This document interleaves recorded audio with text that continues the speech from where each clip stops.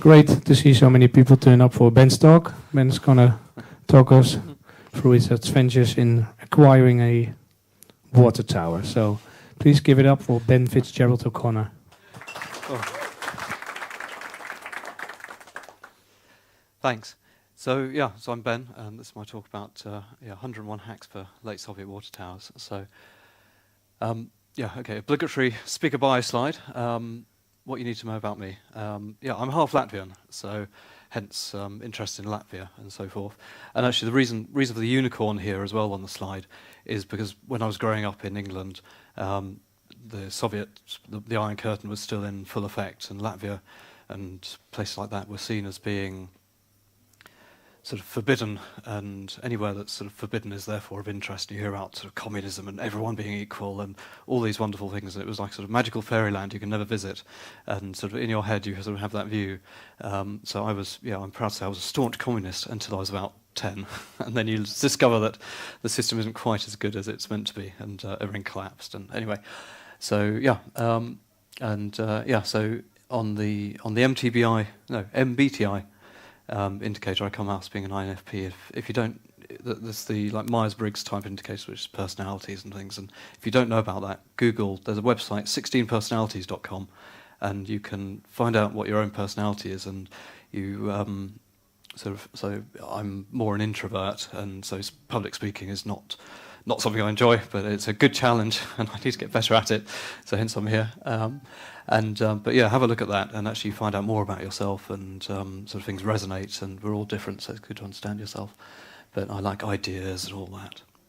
So so a couple of years ago, or 3 years ago now, I was 40, and so actually I guess what are the demographics of everyone here? Who's over 40, for example? So okay, so about 2/3, and so 2/3 of you will recognise everything I'm going to talk about, and the other third will have this to come. So prepare yourselves. So anyway, when I was 40, I absolutely did not have a midlife crisis. Definitely not. But I did spy a Spitfire. That was great fun. And I did hurtle down the Cresta Run, and sort of came off and did that at St. Moritz and stuff. And I slightly accidentally became the proud custodian of a fine Latvian water tower. And this is the story of that bit. So, Latvia. So I don't know about the Dutch and what you think of Latvia, but the picture a lot of people in the UK have is I said it used to be like this. It's somewhere you go on stag do's and have raucous parties, and there's the beer bus here that people ride around and get drunk. I imagine, do you have those in Amsterdam? Yes. Yeah, okay, so it's like staying at home. So Latvia's just like Amsterdam. Okay, that's good to know. So cool, and all stag do's, you got shooting rifles and AK-47s and all that good stuff that you can do down there, and parties and lasers. There you are. So actually, maybe Latvia is right, just like Holland. But actually, apart from the parties, the side of Latvia that people don't see commonly when going over there, that sort of makes me cringe and want to apologise every time I arrive, is the deeper, the quieter side of the country. And actually, if you're sort of introvert or whatever, it's a great place to be. And actually, where else could you get a bus to literally a place called Solitude? So that is a suburb of Latvia, and actually the whole introvert thing is quite Latvian as well. So last year they had the Latvian the book fair, the London Book Fair, and Latvia had this whole theme of I am introvert, which was a sort of trending hashtag, and they have these cartoons done for it. And there's one of the cartoons, and I realize I don't know, it sort of makes sense to me, because people ask you things, and then you sort of think about things and overthink about things and think about that again, and then eventually they might get an answer, by which time they're probably gone. So one of my resolutions this year has been to communicate better, and actually I've learned I tend to try and be a bit of a perfectionist about stuff, and then you never deliver anything. So it's better to get something out and 90% of the message, and not perfect. And something I heard the other day was an idiot that takes action is going to be more successful than someone who's a perfectionist that never does anything. And that's very true, but it's very hard to go against your nature, but it's something you have to do. They did these cartoons. And actually, interestingly, this book of cartoons, for hashtag I'm introvert, you can't buy them online.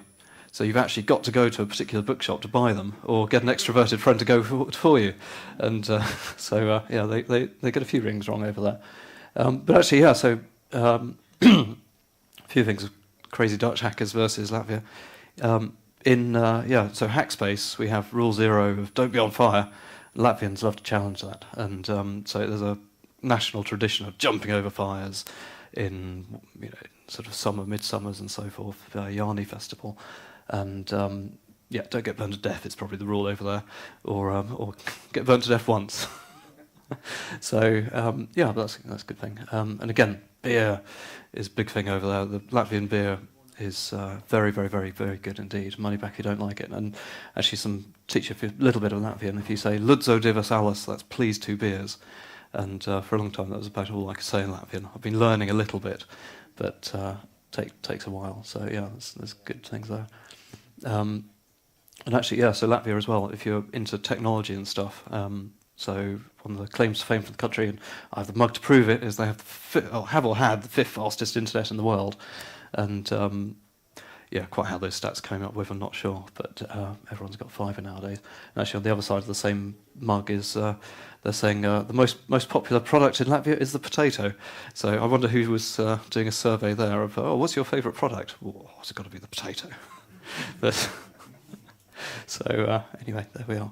But no, it's a great place to go. And a unicorn again, because actually technology in the Baltics is very strong. And actually, compared to Silicon Valley, Estonia, so just the north, they have more unicorns per head of population, as in companies valued at over $1 billion, than anywhere else in the world, so including Silicon Valley, or the States. So and again, Latvia versus here. I think if you're into radio, you've got maximum 400 watts here. I know that's the case in England, whereas over there you can transmit with a kilowatt and sort of go to town and talk to the world. So, but cool. But actually, with properties and stuff, I mean, England is top of property bubble. It's probably all about to fall apart, and about time too. And I'm guessing living here is not too cheap either, is it? But or nowhere is. So, and certainly you hear about people living again in Silicon Valley in trucks and caravans and sleeping in their cars because nobody can afford anywhere to live. So and actually I had a look out of interest to see what. So £85,000, that's like 100,000 euros, will for example buy you this very fine single garage in sort of outside London, even in sort of Twickenham, west of London. So that's the value you get in the UK. So the affordable house is generally affordable if you're a sheikh. Whereas actually, sometimes I'm half Latvian and work very hard and run an IT company, and the grass is always greener and whatever you do, that's a fact of life. And I really like the fact that it's like, I don't know, so 150 years ago, if you lived in the Baltics, it was all a bit backward compared to now, and so much had changed. People didn't even have surnames 150 years ago, but everything in your life would have come from within about 20 kilometres. So the wood that your house is made of, the horse you ride, the saddle for your horse, the wife you marry, everything. So it's all very, very sustainable. They didn't have dentistry and modern things that we do enjoy that I wouldn't want to give up, but I sometimes hanker after, instead of being on a keyboard, just sort of living off the land and living this sustainable, good life. And there's a website in Latvia, ss.com, and so it's not the Nazi SS, but it basically translates to small ads. So it's the equivalent of eBay or Craigslist or something. And this website is particularly addictive. So they have listings for everything. And sometimes I sit at my desk and think, let's have a look and see what there is, and could you sort of daydream for a minute about getting a farm over there or something. And so as you can see, this is all in Latvian. But you've got some images that tell you about what things are, and you can then use Google Translate, and it turns it into English. So it's sort of machine translation, but it's actually pretty good, and you can browse through. So actually, have a look at the website, and it's quite down a rabbit hole. So sometimes I used to, or do occasionally, sit at my desk, have a look, and sort of see what properties are around. And you can sort of go into there. So whereas we've got the English property, so you can go into the property section. Oh, here's a good one. This is machine translation. So actually, this one here, Realtors Pakalium. for my Latvian pronunciation's rubbish. This one I thought was quite good. When you translate that, it becomes literally thieves' services. So who says machine translation's no good? That's Freudianly good. Yeah. So anyway, but I was browsing one day and I came across the auction section, and everyone likes a bargain, don't they? So I thought, I'll have a look and see what there is. And actually, generally in Latvia, property is pretty reasonable. So actually, this was one I found as well. Just an example of value. So 85,000 or 100,000 euros gets you the single garage in London or outside London. And this property was basically it is a block of 18 apartments with a hectare of land. In Uluxne, which is a really nice area, and the whole thing you can buy the whole 18 for 10,000 euros. That's what 500 euros each, and you can't go wrong at that, can you? So but then what would you do with it? But again, you couldn't go wrong. So yeah, it's almost illegal not to buy stuff like that, isn't it? But anyway, so yeah, so I like to have a look and see what there is. And I came across a listing for this fine water tower, which is in the sort of seaside area of Latvia, and the auction was to actually be on the 20th of May, and that's the day of my birthday. So I thought, okay, what should I do on my birthday? I'll go to Latvia for the day. You can do that. You early start, late back, but you can do it for the day. And seemed an interesting property, but also I thought to learn about the auction system, and we've all got carried away on eBay, haven't we, and bought a few things for a bit too much. So you think, how did I pay that? But it's all good fun. So here I thought, okay, I'm going to be strategic, and I'll learn about the property process. So here's something that interesting water tower with a very run-down shed at the bottom. But there's no way I'd get that, because telephone company's going to buy it, put masts to the top, they'll pay 100,000 euros or something. They've got deep pockets, I haven't. So actually, zero risk of bankrupting myself with auction fever. And and how would an auction work abroad? So it's like you see Japanese car auctions, and would you understand the language if you don't speak it? And actually, it's a tricky language to learn Latvian, mainly because everyone speaks such good English. It's a bit like probably learning Dutch is similar in that you all speak brilliant English, so my Dutch is nil. So it was on the day of the birthday, so I registered for it, and I thought, to learn about it, so when something I did want came up, I'd know the process and be a bit briefed. So I did that, and actually, a bit more detail of it. So this particular thing, they give you the particulars, and it's got 510 square metres of land, and the tower is 40 metres high, and various other details, and 40 cubic metres of water it will hold, or does hold, and not in very good technical condition. So anyway, so I registered for it, filled in the forms, translated them, and sort of sent deposit off and stuff like that. And that was a couple of months before. So while I was waiting, I sort of Googled it out of interest, because actually I'm no good. Some people, architects and designers, they could look at this room and say how many, if it's 100 square metres or what. I can't do that. I have no concept of that at all. So if you look up what is 40 metres high in this case, so I found, the Statue of Christ in Rio de Janeiro is 40 metres high. I've never been there, so I can't really relate to it. But I also found that, the American Space Shuttle is 40 metres long. And I've seen those, and that's pretty big. And I sort of, in my head, I sort of thought, actually, that's 40 metres high, so you could turn one round and actually prop it next to the water tower. And actually, the Russians, they were on eBay. Well, I don't know if it was eBay, but another auction site. They built a space shuttle, which looks strangely like this one. It's a bit like how they had Concorde ski, which strangely looked like Concorde, but crashed a lot more. They built a space shuttle, and they called it the Buran. And apparently it did fly, unmanned, and then landed or something, which may be propaganda, or it may have done, but it got discontinued, and the factory was still in the Ukraine. And they actually tried to sell some of these. And I thought, that'd be a pretty cool thing to have, your own spaceship. Who doesn't want their own spaceship? So everyone's been very quiet. So you've got to have a big garden for a spaceship. But Anyway, but yeah, so I had that picture in my head and all that. So anyway, so yeah, so the day of the auction came, and I flew out for the day, sort of expecting to pop in and then have a nice lunch and go to a gallery and wander around the parks and go home. And yeah, it was interesting because I flew over and got there, and they said what I was there for, and they greeted me. They said, "Ah, Mr. Fitzgerald, you're the only person who's registered for the water tower. So €5 and it's yours." And we were wondering who's bought this, and what are you going to do with it? And because I had totally expected just to be there to observe, and that sort of took me back a bit. So I sort of thinking back to that space shuttle thing. So I said, well, could I put a Buran next to it? And if you ask that question in England, it'd be, well, no, Section 6 of the Planning Act.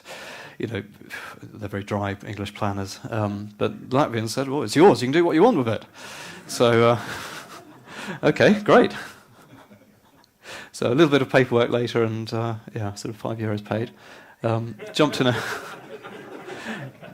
a taxi and went out to have a look at the tower, which is sort of half an hour outside Riga, and with a nice for sale sign on the bottom. And I mean the building next to it in the photo here, that's a warehouse which is pretty high in itself, and it's quite hard to get an actual sense of scale. But I hadn't visited it before, and so yeah, this was the first visit and had a look to see what there was. Was that part of the package as well? No, so the shed at the bottom was part of the package, which actually appealed as much as the tower, but yeah, so I went to explore a little bit, and sort of went in, had a look, and actually climbed up to the top, and it's all ladders and levels inside. And I was expecting, I mean, they told me actually, I'd asked, can you go up? And they said, no, it's been pulled down, but you climb in and go up all the ladders, and it's sort of a bit dark and damp, but you go up to the top. So anyway, onwards and upwards, as BWATS say. So actually, BWATS is the British Water Tower Appreciation Society, and of which I've since become a member. Interestingly, if you want to become a member of the British Water Tower Appreciation Society, and I'd encourage you all to do so, there's a £5 membership fee. But if you're the owner of a tower, you get free membership. So my €5 is quids in already. So yeah. So anyway, went to explore the tower, and actually, yeah, that's the view from the top. And actually, down at the bottom there, you've got a sort of lamppost. And if you think again, we look up normally to lampposts and the street lights, and this is looking down on them. And yeah, it's a beautiful place next to the lakes and all that. But yeah, the top is very scary. Which some of my cousins work on wind farms and things. They're perfectly happy up there, but not me. So anyway, went up to explore and have a look around, and yeah, it was a nice day. And and had to scramble down, have a look in the shed and head back. But actually, the shed inside, they had a portrait of Stalin in the back of it, and the papers from the guards who'd been guarding the site, which had since been turned down, and sort of see some of the history of it. But that's proper shed, that one, nicely insulated and stuff. So yeah, that was sort of exploring and finding it. So that brought me on next to this question of, well, what to do with the tower? And yeah, there's a sort of British tradition for making lists and things, and I like ideas and exploring stuff. So I thought, well, we've got to have a list of 101 things to do with the water tower. And actually, from going up to the top, discovered that we'll actually have to have a second list as well, which is going to be 101 ways to kill yourself on the tower, which is probably an equally long list.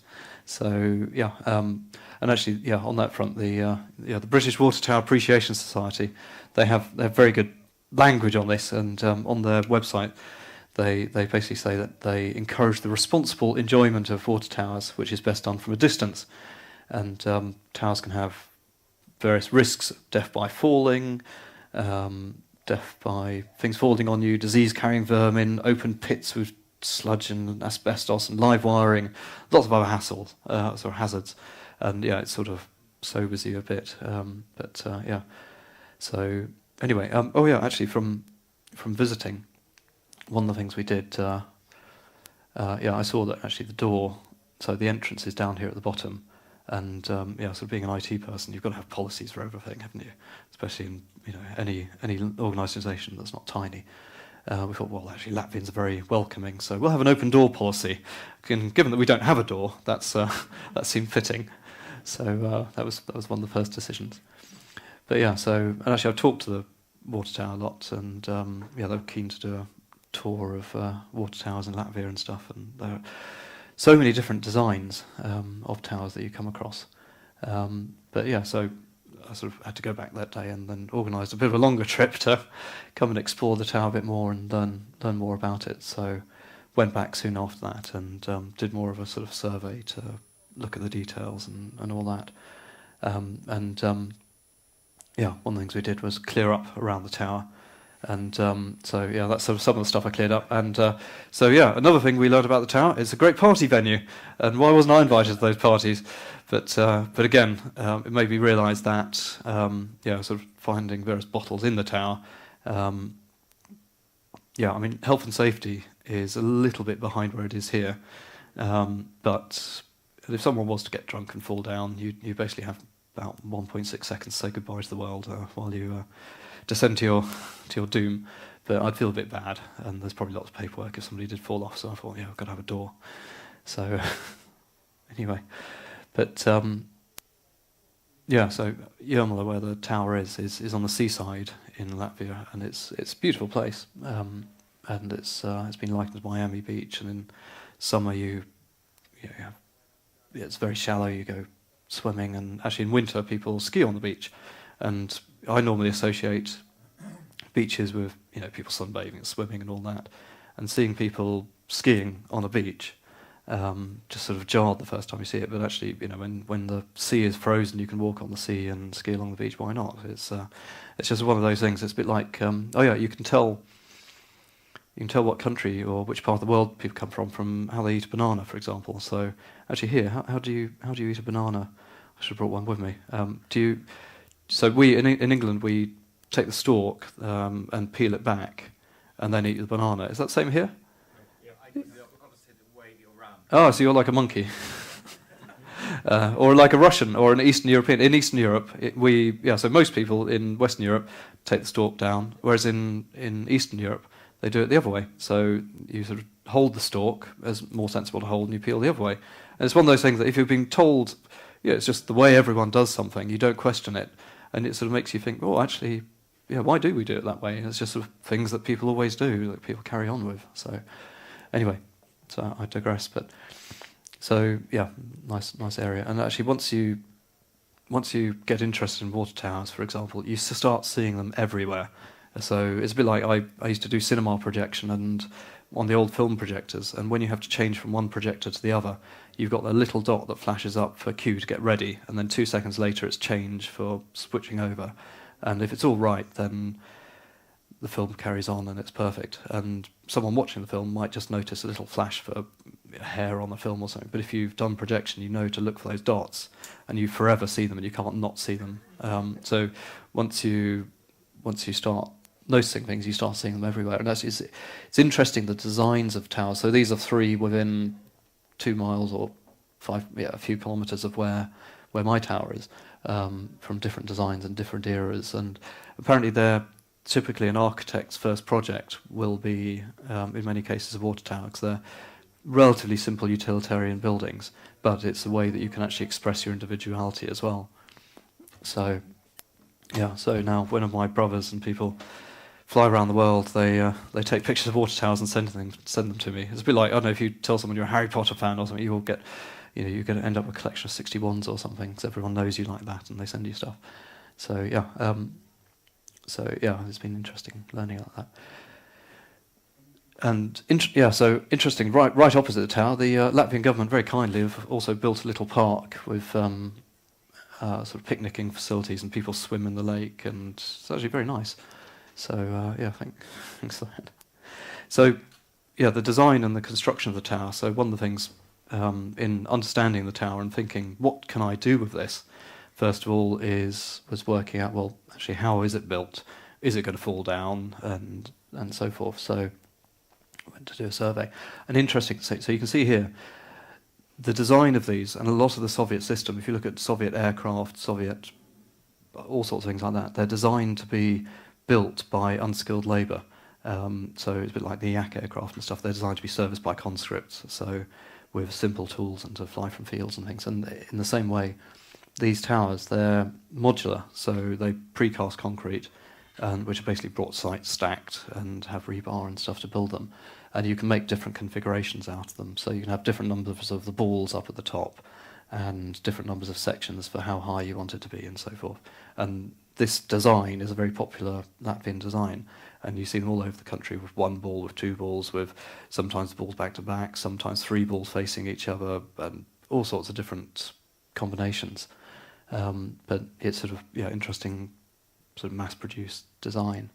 So so inside basically each module has these bits of rebar, which are thick steel, very big, and the joins between them are effectively, it's constructed the same way the railways are constructed. So effectively they put a tool around and pour the liquid metal in, and it sort of makes a very permanent join, and it's very, very strong. And there are more at the bottom, they sort of thin out up at the top, but it's held together with steel. So exploring up inside the tower, you've got a number of ladders and levels, and you sort of climb up and change level, climb up, change level, climb up. It's quite fun going up to the top. You have to, it's good to pause halfway to get your breath and stuff, but because it's basically 12 stories of ladders. So anyway, so going up, you then get to the top section where you've got the balls, and you've got one more ladder to get to the very top, and you can then reach there. This is the detail of the bottom of the lower tank, and there are two pipes. So there's the main pipe, which is the down pipe, which would be just wide enough for a person to fit in, I think. And you don't want to get caught in that, because that would be hard to get out of if you fell in, slip to the bottom and all that. And the smaller pipe over here is that's been sort of either cut off or may not have ever been connected. So the water would have been pumped up from the small pipe all the time and trickle just with gravity over the top. Very, very simple design. And then fill up, and then the big tank takes it out when it's needed for the industrial park next door. So they're sort of very simple things. And actually water towers, I've learned, they're not about storing water so much, because that's what everyone thinks they're for. They're more about balancing pressure and so forth. So sort of storing it up for when it's needed.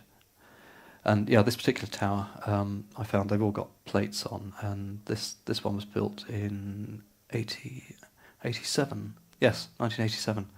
So it's about 30 years old now. So it would have been a fairly late one before. Was it 92 the curtain came down, or about that? So 89. Okay, so so up at the top, sort of exploring up there, you sort of climb to the top from the top of that last ladder and peer out over the top, and you've got there's a barrier, but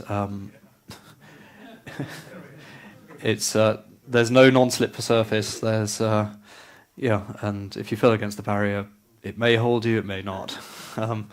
No warranties on that, but it scares me shitless. Which is good for self-preservation, I guess. But you sort of explore up at the top, and actually looking down into the big tank, there's a ladder in there as well, so you can go down to clean it and climb into it. I haven't actually ventured down into it yet, because I'm not quite sure how secure the steel is, because up there nobody can hear you scream. So, actually, and actually from up at the top, last time I was there, I was standing up at the top, and one of the things we did was run a radio station from the top, a sort of amateur station, put a huge long wire antenna out, and that was great. I'd lugged everything to the top, and but I was standing up at the top, and around the corner came these fire engines and police and stuff with their sirens wailing and stuff, and I was thinking, has someone seen me, and wondered if I'm going to jump or something like that. And actually they hadn't. Someone unfortunately drowned in the lake.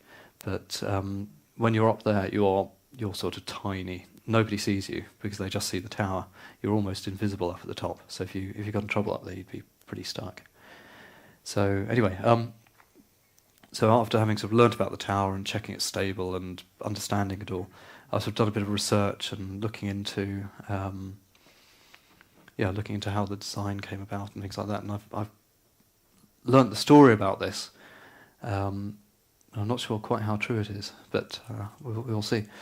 So apparently, back in sort of late 70s or maybe early 80s, probably late 70s anyway, the command economy, they had a sort of committee meeting, and as with all these things, they said, oh yeah, we need a new design of water tower with these functional specifications to serve the needs of the economy for the next so many years, and it has to have these parameters and all those details.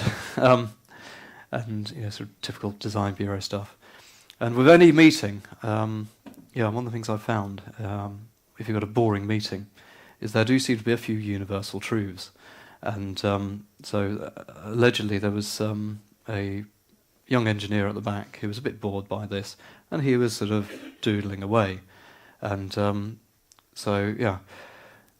any guesses for what the single most popular part of male anatomy is that you can doodle? And it does seem to be universal truth. So that was the US Navy pilots doing this one recently. And who here went to the laser meet last week in the Netherlands? I understand there might have been similar images in laser display on the wall. So yeah, actually I was asking someone in the bar the other day here to forward me one of the pictures of these laser displayed penises, and he must have thought I was a bit mad. But so anyway, Yuri at the back, I gather, was bored at this meeting, sort of doodling away, and he was called out. Oh, Yuri, what are you drawing? And he's a quick thinker. You've got to give him that. Because apparently what happened was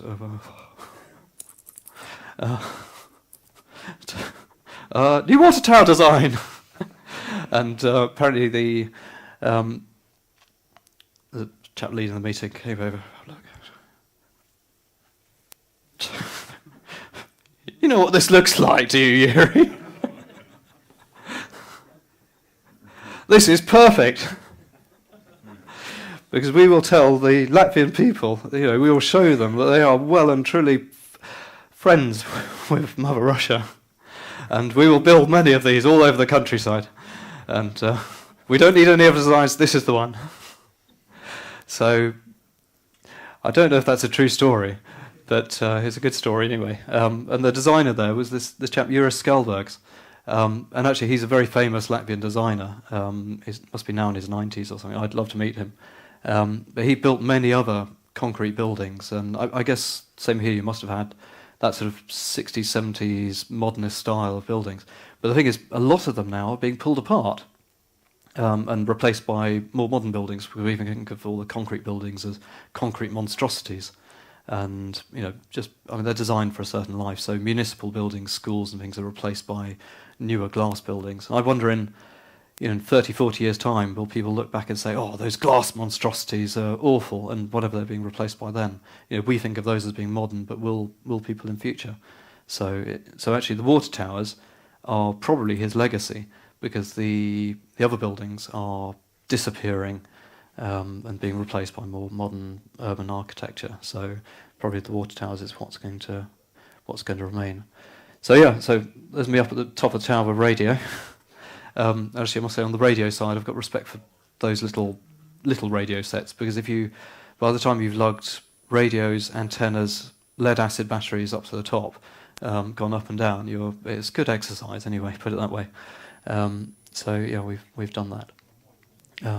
We ran a amateur station from the top. Actually, I took part in a documentary about water towers as well. There was a couple in the States from Oregon who were doing a documentary on water towers, so we went over and did a bit of filming and stuff with them. Actually, you think of America as being very progressive, don't you? And actually, it's like Colorado is probably freer with cannabis and stuff than it is here now, isn't it? Or I think, or the Americans like the tax. But actually, interesting in Oregon, where they came from, it's illegal to fill your own car with petrol. You have to go to a service station and someone fills it up for you and gives you a bill. So in the land of the free, you can't fill your own car.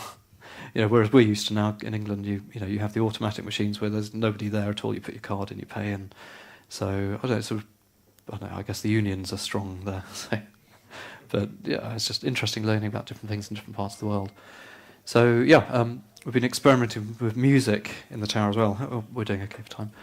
And yeah, one of the things we found is that actually being a sort of big resonant structure, you don't need a big speaker to fill the place with music, and it works really well. So we found actually one of my neighbours at my office is a chap called Jem Finer, who used to be in the Pogues and playing the fiddle. So the sort of fairy tale of New York and all that stuff. But he now has a project called Long Player, which is a piece of music. So it runs at Trinity Buoy Wharf in London, where I am, and elsewhere. And it's a piece of music that won't repeat in 1,000 years. It's sort of algorithmically generated, and we've got a setup for the tower so that you can play it there. And I'm just trying to sort out the electricity and things like that at the moment. And then you can actually set it so that from outside the tower you can hear it really clearly. It's as if the tower is singing. But yeah, making up this list of things to do with the tower, we're sort of slowly getting through stuff. So yeah, and again, music in the tower. How many people here have got one of those Alexa devices, or are you all too paranoid for that? Who's got one? Well, a few people, yeah. So one of the games I like to play with Alexa is, say, Alexa, play, and then a random word. And just about any word, there is a song about it. And it's a good way of, even ones you'd never think of. I don't know, sort of like, Alexa, play Lemon Jelly. That's the name of a band. They're quite good. And if you do Alexa, play Water Tower, it comes up with Aesop Rock and various sort of like grungy 8-bit music and all sorts of good stuff. Yeah, there's anyway, lots to do. So we've now got a door on the tower after party policy. So we've still got a policy of anyone's welcome to visit if they want, but you just got to tell me that you've made peace with God and got life insurance and take your own risks. But yeah, so I'll give you the door code if you want. Should somebody fall from the tower, are you responsible then? If you fall from the tower, am I responsible? I'd feel a bit bad about it, but... More from the legal point of view, right? Sorry? In the UK you'd be definitely... Yeah, and in America your family would sue me, but I mean in... so my understanding is if you go to Latvia and fall off the tower, I'd feel bad about it, but there's probably not... It's a bit... They're fairly common. It's fairly common sense, so yeah...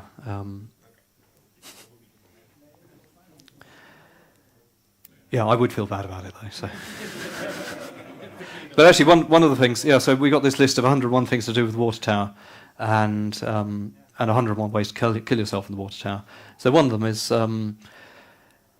you could be romantic. It's not far off February the 14th and Valentine's Day here. So, but somebody might want to get people who got engaged at the top of the water tower. Why not get married at the top of the water tower as well? You have a small thing and a good excuse not to invite too many people. And if it doesn't work out, you can go back and quickly divorce. I don't recommend that though, actually. We've done lots of learning and thinking, and thinking actually what can you do with a tower, and we've got these sort of two lists of things going on, and I mean there are all sorts of things you can do. So we can. So, for example, we could turn it into the ultimate Airbnb in that, why not turn it into a house? And, so after this, I'm off to the flamethrower workshop. So, because one of the things I want to do is put a flamethrower up at the top, because you can see the water tower as you fly in and, out of the aircraft cockpit, and all pilots know Morse code. So it'd be nice to say hello or something else from that. Why not have a bit of flame coming from the top of the tower? And then people would look at the top of the tower.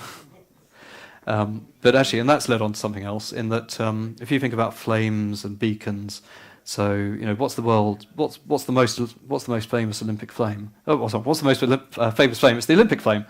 And there's also a movement to introduce the Baltic Olympics around 2040 or 2045 or something with Latvia, Lithuania, and Estonia all teaming up, and that'd be great. So yeah, but anyway, we've got all these different things planned to do, and basically thinking of it as a blank canvas. There are some things that have opportunity cost. If you do them, you don't do other things. Again, I mean, it's like you could actually flood the whole thing and use it as a submarine escape training tower, because those are generally about 40 meters high, and learning how to escape from a submarine if you ever need to. Actually, interestingly, most of the old submarines that had escape hatches, they got welded shut in wartime, because what people found was if you had I like submarines. That would be my ultimate house, or that's my aesthetic anyway. If you drop a depth charge down and it goes off near a submarine, it basically causes an expansion bubble and stuff, and that was causing the emergency escape hatches to pop open, flood the submarine, and everyone dies. So for safety, they welded shut the escape hatches. But I think more modern submarines, they're back in service again, and depth charges, anyway. Sorry, I digress. I do that a lot. So yeah, I've been thinking about all these things to do with the tower, and I'd be curious for ideas, because it's a blank canvas and it's available for, you can do music things and arts and science and turn it into different things, and we're sort of experimenting with that. And I like the whole process of working out, can we do this? And it's like, how many records can you break with the tower, and all sorts of things. So, so we've been doing lots of thinking. Oh, is that going on? Sorry. Oh, sorry. Yeah.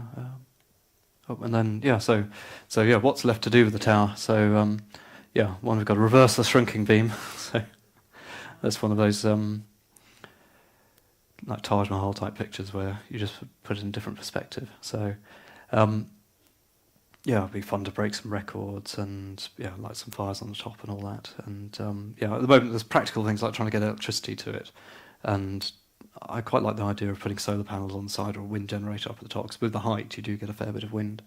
But the bureaucracy involved getting an electricity supply is something else, and learning how all that works. Sort of do that long player thing.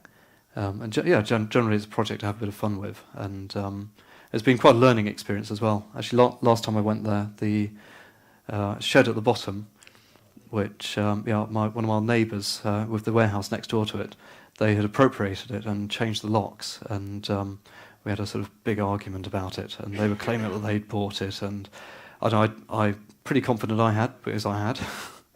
But if you don't know the native law, I wasn't quite confident enough not to risk going to Latvian jail, and given that policemen have guns and stuff, didn't want to risk that. But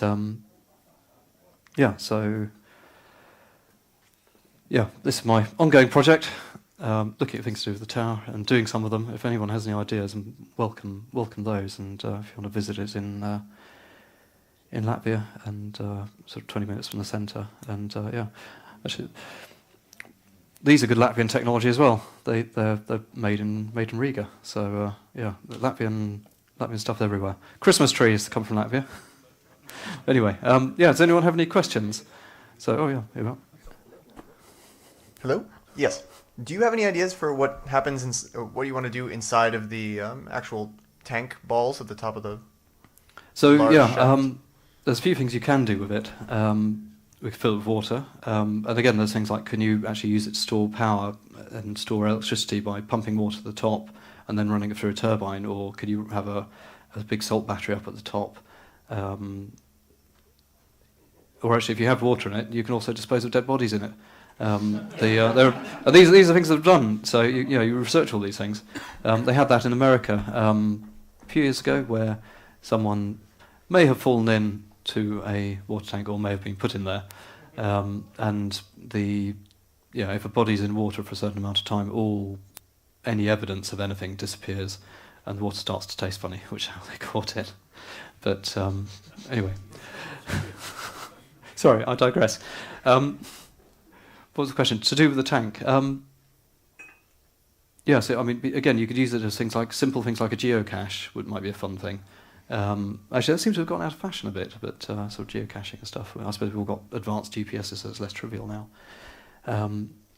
But yeah, potentially it's quite a big area, and the scale of it, potentially they could be opened up and actually converted into space you can walk around and use more usefully. It is quite thin, so I've got a design for a house as well, where you've got 12 different tiny rooms. So there's enough room to lie down, and I like the idea of efficiency for space, like a bit like the design of the inside of a boat or something, and sort of having services and somewhere to sleep, somewhere to cook, somewhere to do different things. So yeah, okay. How big are the tanks? So you can put 40 cubic meters of water in. So I mean they're not huge as far as some towers go. It's more about sort of storage and balancing the pressure out in this case. But yeah, big enough to be useful for something. So you wouldn't want them to fall on your head either. But, so. Do you plan on upgrading the ladders? So at the moment they're in good state. I mean, there's a bit of surface corrosion, but actually I've taken sanding paper, and all the metal, it's good industrial sort of high carbon steel, and you take away the surface corrosion, you've got nice shiny metal underneath there, so it's pretty sturdy. But to make the space useful, the ladders do at the moment take most of the space in the centre of the tower. If you wanted to use that space for something else, I'd probably move the ladder to be against one of the end walls, and you could then put floors in and use the space much more usefully. So, but right now, yeah, they serve the purpose for getting to the top, and there's enough room to move around. And yeah, I was given a challenge by one of my cousins of, how many members of the Latvian Symphony Orchestra could you get into the tower? And quite a few, but you'd have to be a bit careful not to fall off or something. Did you plan on putting maybe an elevator or some sort of...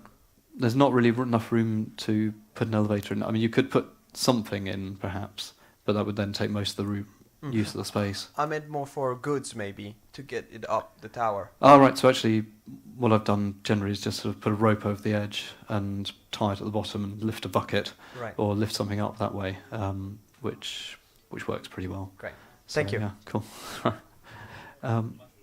Did you get any interest from authorities at your home or there that you bought a water tower as a random person? Or? They were curious for what to do with it. But actually, I mean, in England we have grand designs and stuff, and I don't think that's got to Latvia yet. No. So, because, people convert them to houses and all that. This one's an awkward shape. So, but I think it could be converted. But it's just trying to work out what to do with it. So that's the current plan. So yeah. Any other questions? Oh, sorry, I've got one over here. Shall we check the? Oh, okay. Oops. Sorry. Maybe you could make an external elevator on the other side. Yeah, possibly. You have to be careful about...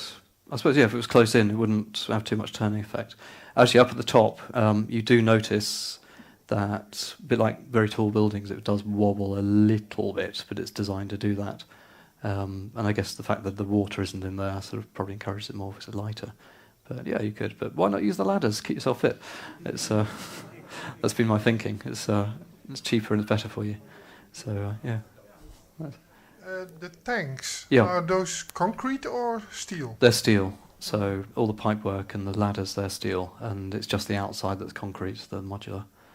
So yeah. Cool. Any other questions? Oh no. Okay. Cool. I'm off to learn how to do flamethrowers, so you might see those up at the top soon. Cool. Thank you. Thank you so much, Ben. Sorry. Okay. Oh, sorry.